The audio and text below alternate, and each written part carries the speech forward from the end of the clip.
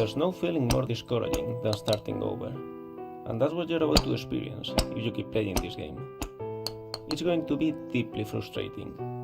You might trade some of that frustration for disappointment if you are willing to admit that the mistake was yours and only yours, but the feeling will only get more intense the longer you play. You're going to want to quit playing, and every time you don't, every time you find the strength to keep going, you will only be setting yourself up for a bigger fall.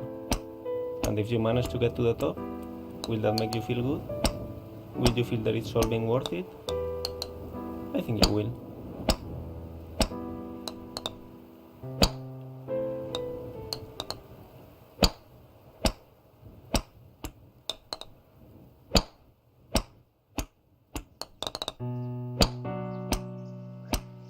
Feel free to stop playing whenever you want.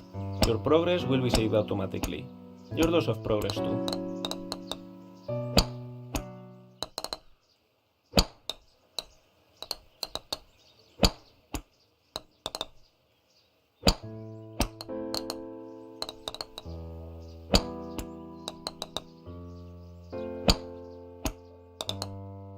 This game is a different take on a game that came out in 2017 titled Getting Over It with Bennett Foddy. The author of that game, Bennett Foddy, was an Australian designer known at the time as the father of intentionally bad controls. Weird, unresponsive, and hard to understand, intentionally bad controls are bad in the sense that they are suboptimal for the task at hand, making a challenging and infuriating experience of what otherwise could well be a walk in the park. And yet, they often make for amusing games. In Getting Over It, your task is simply to climb up a mountain, but dragging yourself with a hammer while sitting inside a cauldron. No amount of forward progress is guaranteed. Some cliffs are too sheer or too slippery, and the player is in constant danger of falling and losing everything. I watched a video of Bennett Foddy playing his own game, and it was interesting to see how erratically he approached his own challenges. He knew it was possible to overcome them, and he knew the movements he needed to execute.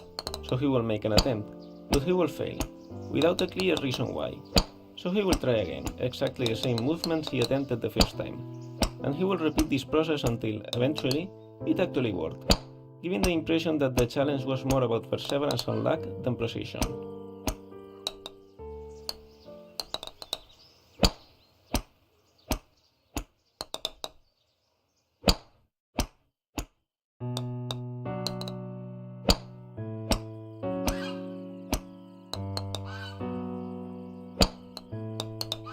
In Getting Over It, Bennett Foddy claims that frustration is essential to the act of climbing, but I disagree.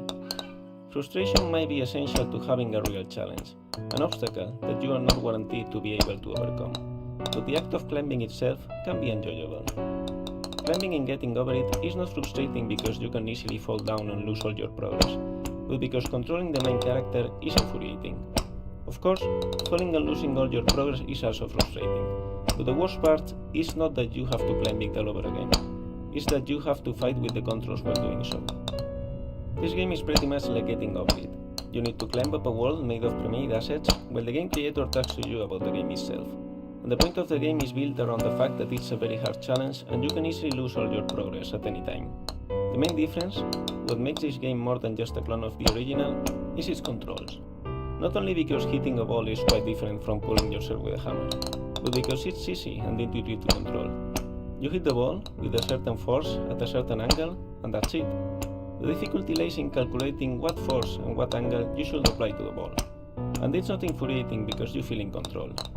If the ball doesn't land where you wanted, you know it's because you did the wrong calculations, and you feel that you can do it better if you try again. This is a game in which you can experience the challenge of climbing an angelic mountain without infuriating controls being part of that challenge. But that's not the reason why I made this game. It's only why I thought it was worth finishing.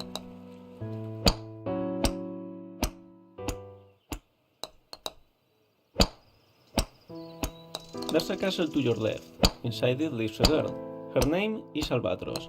She's watching you play, silently wishing for you to make it to the top. But be careful, because there's a cannon pointing at her, and if you touch it, it will fire. I just wanted to add a touch of interactive narrative.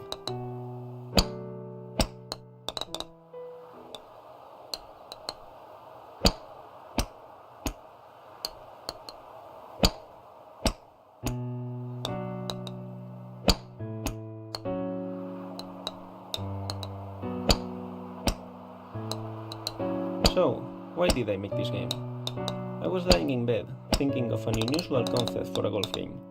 It had nothing to do with this one, except for the fact that it will be challenging and potentially frustrating. I was considering if that frustration will be similar to that of Getting Over It. And then, a title just popped up in my mind. Golfing Over It, with Alba Mayo.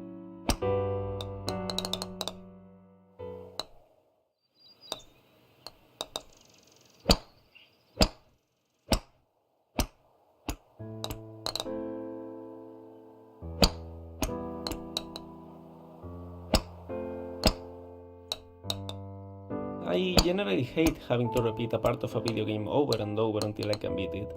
Avoiding that is probably the main point of my design philosophy. So why did I make this game?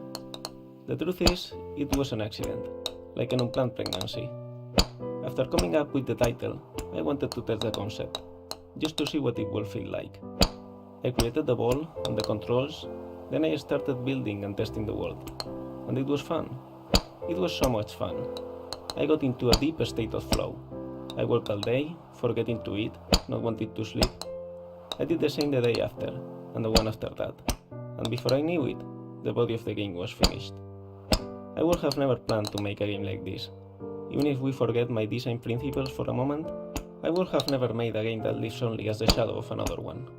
It feels cheap. It doesn't reflect well on me as an artist.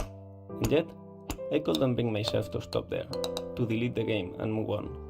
I felt like this game deserves to be made. In the end, I decided to embrace this fate.